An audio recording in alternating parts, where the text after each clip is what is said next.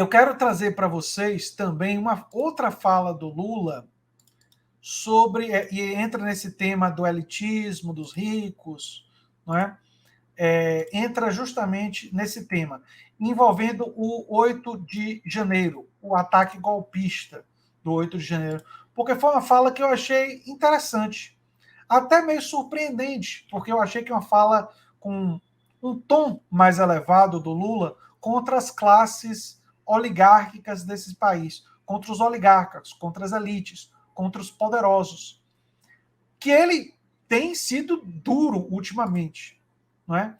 E olha só o que disse o Lula. O Lula disse que 8 de janeiro foi a revolta dos ricos que perderam as eleições.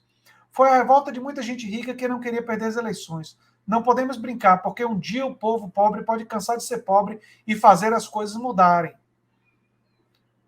Olha só ele dizendo uma coisa que, assim, o povo pobre pode fazer uma revolução. Não sei se vai ser violenta, mas uma revolução democrática, reformas mais intensas. O Lula chega a ser meio até surpreendente. O presidente Luiz Inácio Lula da Silva defendeu a inclusão da população mais pobre na economia e afirmou que os atos terroristas promovidos no dia 8 de janeiro, quando militantes bolsonaristas de extrema-direita depredaram as sedes dos três poderes e ameaçaram, queriam realizar um golpe de Estado, era um golpe tabajara, um golpe ridículo, patético, mas que fracassou e que, enfim, mas eles queriam. A intenção golpista e criminosa e terrorista daquele povo não pode ser esquecida, né? Mas enfim, foi uma revolta dos ricos que perderam as eleições. Quando deixamos o governo, a economia crescia 7,5% e o comércio varejista quase 13%. Esse país precisa voltar. Se ele não voltar, a gente não sabe até quanto a gente vai segurar. O que aconteceu no Palácio do Planalto e na Suprema Corte foi uma revolta dos ricos que perderam as eleições. Foi uma revolta de muita gente rica que não queria perder as eleições. Não podemos brincar, porque um dia o povo pobre pode cansar de ser pobre e resolver fazer as coisas mudarem nesse país. Ele está colocando uma possibilidade de uma ameaça de uma revolução popular no Brasil. O que ele está dizendo aqui, é importante entender o que o Lula está dizendo aqui, é que o Lula está dizendo assim, olha, vocês aí, classes oligárquicas e poderosos, vocês estão achando que vocês podem ter tudo para vocês e nada para o resto de nós.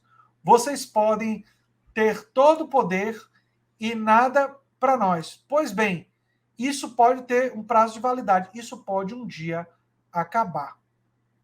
E os pobres desse país podem um dia se revoltar e um dia, sabe, fazerem coisas que vocês não gostariam que fosse feita. Então, isso aqui tem um tom de ameaça claramente. Ele disse nessa segunda-feira, durante a cerimônia de posse do Aloysio Mercadante na presidência do BNDES. Achei muito interessante essa fala do Lula. Mas muito interessante mesmo. Muito interessante. E ele diz o seguinte, ganhei as eleições exatamente para fazer as mudanças que não foram feitas. Disse Lula mais à frente. Esse país não pode continuar a ser governado por uma parcela da sociedade. Esse país tem que ser governado para a grande maioria do povo brasileiro. Corretíssima fala.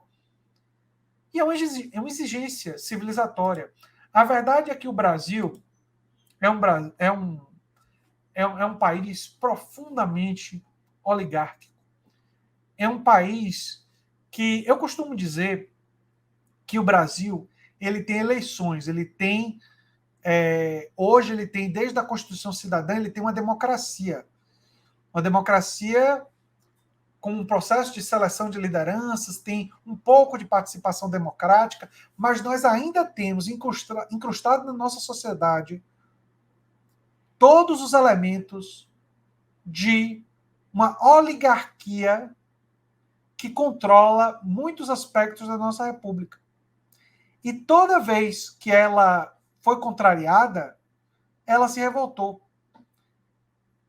Ela aprendeu a tolerar o Lula durante um tempo quando ela estava ganhando muito dinheiro. Os bancos ganhando muito dinheiro, todo mundo ganhando muito dinheiro.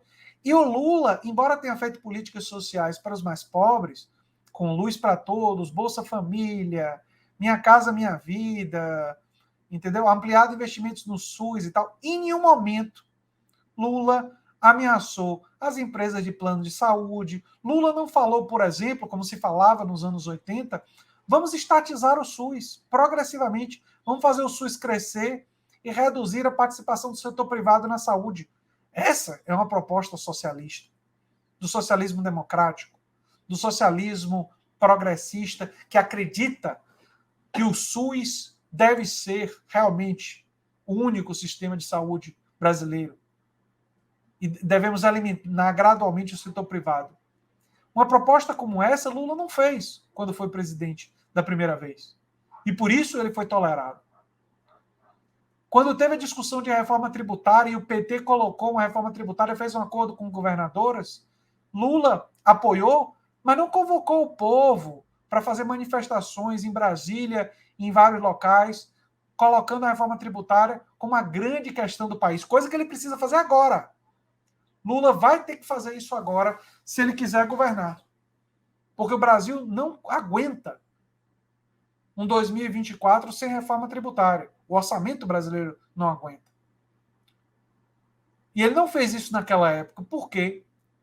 Porque, em parte, ele costurou alianças e entendia que a popularidade estava alta, o Brasil estava crescendo e dava para caminhar sem fazer isso.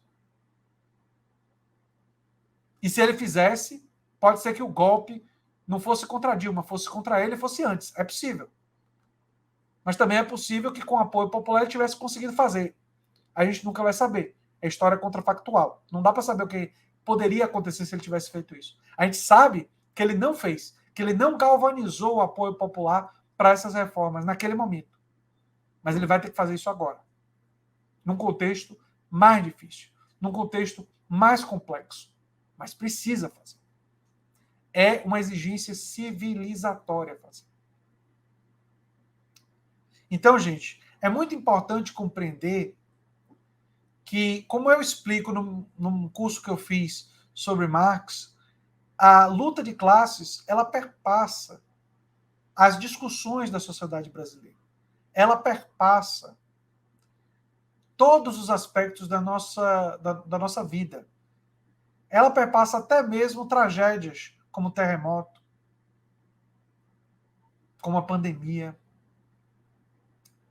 como a invasão ao Congresso. E Lula, quando diz isso daqui, quando ele fala isso aqui, que eram os ricos que perderam as eleições, Lula lembra para todos nós que sim, há fundamentalmente uma dimensão de classe social por trás desse tipo de situação, por trás desse tipo de tentativa golpista. Né?